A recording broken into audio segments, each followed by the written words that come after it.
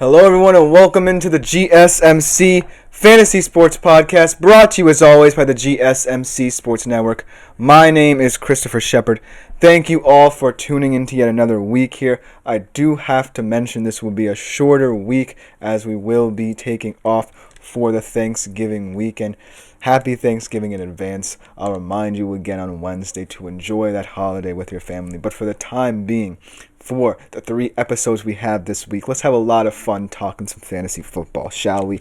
Today, we're going to be starting off by actually talking about a betting preview for Monday Night Football. Should be an exciting one in the AFC between the Ravens and the Chargers. Then I'm going to be going over my fantasy stars of Week 12 in both the NFL and Week 13 of the college football season. A lot of interesting players to diagnose there. Then I'm starting my positional rankings for this week with the QB position, and then concluding today's show, as always, my Don't Be Surprised If segment. Those little bold fantasy claims that I always try to make and rile people up, get you going, get you excited for the weekend, seeing if all of these predictions come true. But before we get into any of that good stuff, I do want to remind you, as always, that if you want more content such as this, more exclusive short content as well, consider liking, following, and subscribing to the show and the network. Or if you want to interact with the show more directly throughout its duration, consider availing yourselves to the Super Chat, Super Thanks, and Super Stickers features here on YouTube. You can do one of 3 things here as well. You can either go to our website if you don't use YouTube as often and leave a tip or donation there at gsmcpodcast.net, or you can do it through clicking that chat box in the comment section, clicking the super chat feature, and making your comment as well stick out. Or if you just want to leave a comment as is, that is all fine and dandy as well. Anything you do for the show is greatly appreciated. It just makes this show that much better, much more interactive, much more, special, because it's all about you guys watching as well. But without further ado, let's jump right into our first segment of the day here, talking about tonight's Monday night match between the Ravens and Chargers, and it should be a fantastic football game.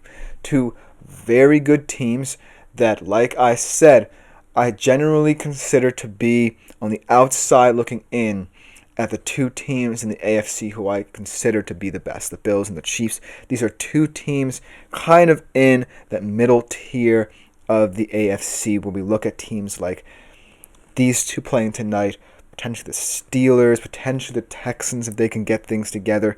They're all kind of in that same bubble.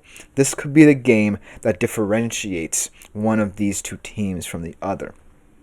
Now, when I look at it from this perspective, from a betting perspective especially, all that Vegas is saying is that Baltimore, because of its weapons, because of the way this offense can operate, they are the favorite. They are a 3-point favorite, as Vegas says. The over-under is 49.5.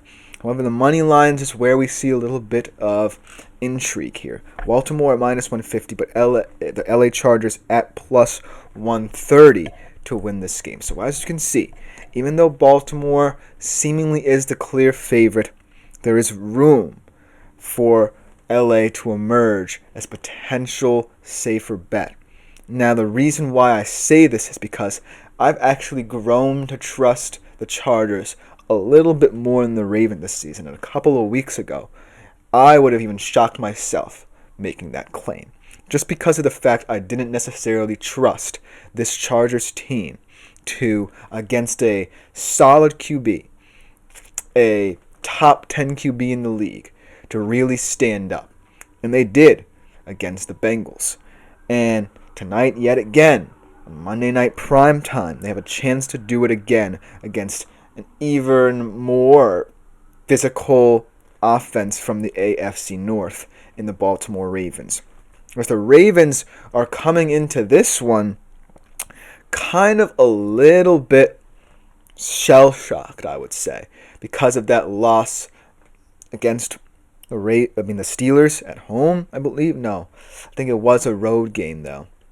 It might have been at home, but I'm not entirely sure. But either way, it was still kind of one of those losses where they never seemingly recovered.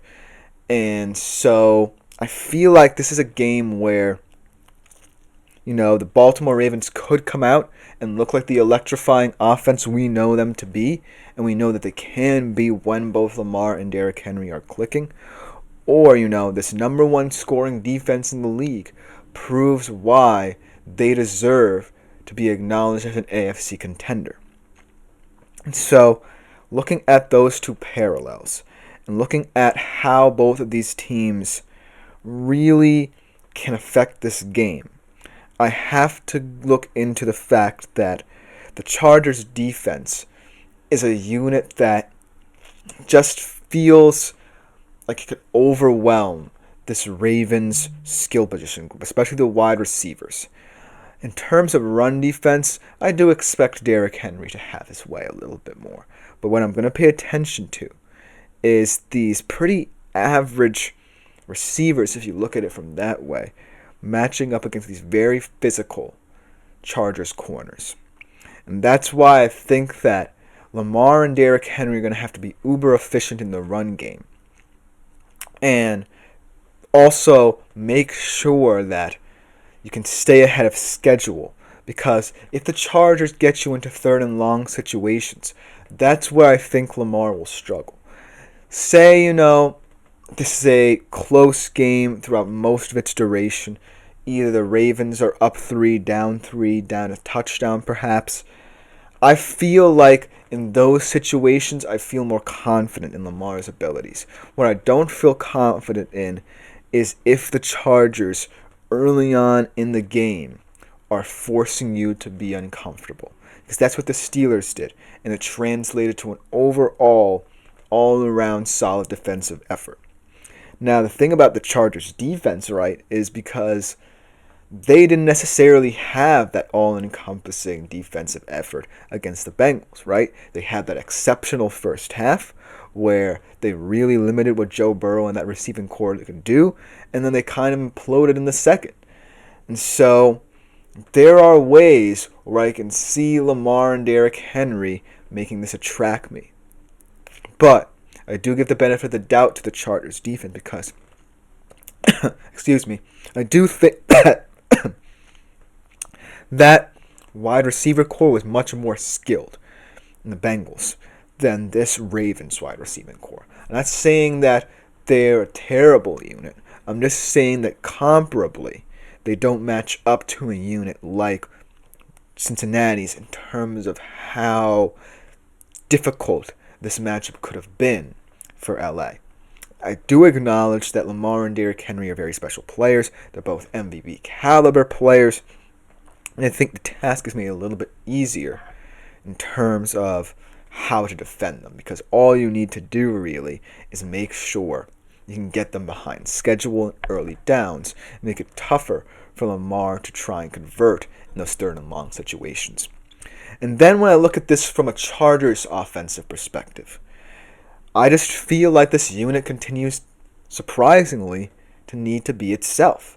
Because I love the identity they've assumed of a team that is super physical in the run with two guys in J.K. Dobbins and Gus Edwards who really are very tough and physical to bring down and really are the focal point of what the Chargers try to do in their most central offensive philosophy. But I also think that Justin Herbert's a good enough quarterback in this system to keep them ahead of schedule. And I feel like in this atmosphere, in a very important game, in prime time where you're trying to prove that you really are a true contender, look for this to truly be Justin Herbert's moment. It's not always going to be about, Jim Harbaugh and what his philosophies mean for this team. It can also be about Justin Herbert. And Jim Harbaugh said as much. He said that Justin Herbert's one of the great quarterbacks in the NFL at the moment. And from what we've seen in these big moments, he's proving his point. I feel like he started to rely more on this very diverse receiving core in terms of who can get the ball in certain situations.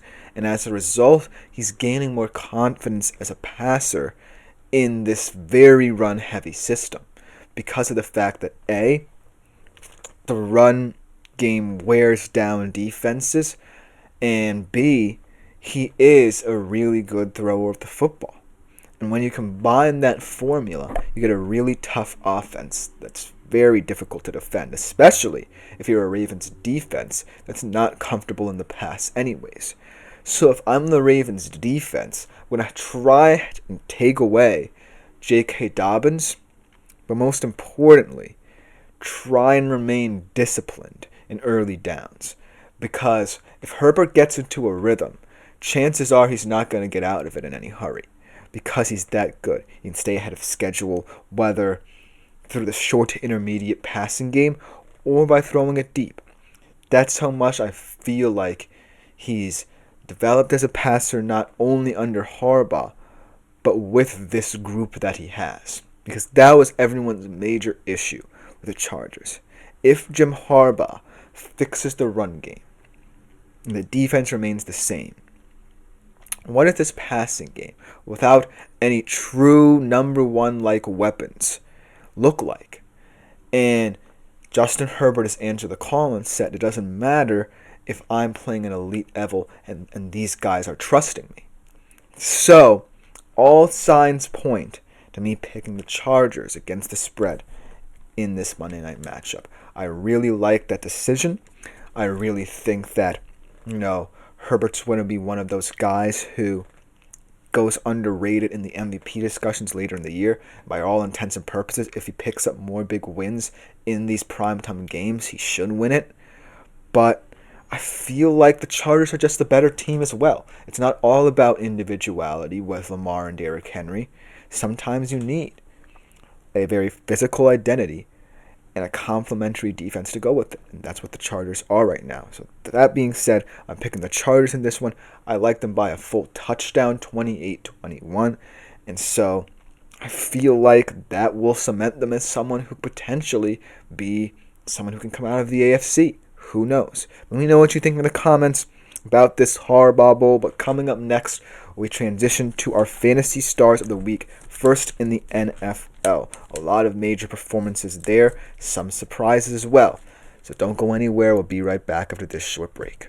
I feel like I'm losing my mind. 'Cause every